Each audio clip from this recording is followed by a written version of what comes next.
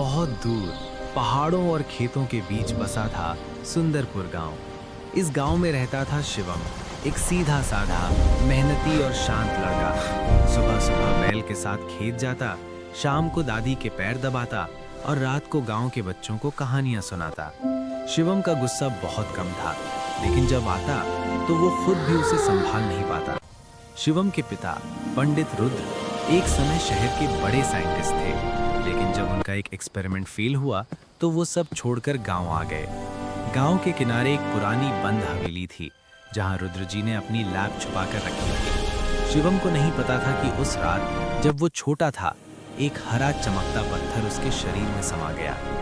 एक दिन शहर से कुछ बड़े जमीन के सौदागर आए। उन्होंने गांव वालों को धमकी दी, ये जमीन फैक्ट्री बनेगी, गांव खाली करो।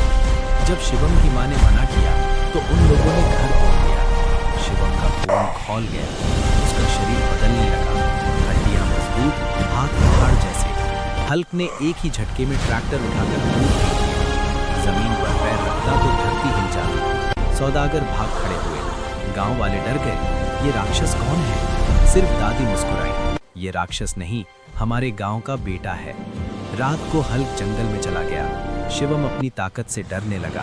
वो नहीं चाहता था कि किसी अपने को नुकसान हो, पर गांव पर मुसीबत खत्म नहीं हुई थी। सौदागरों ने शहर से आर्म गार्ड्स और मशीन्स बुलवा ली।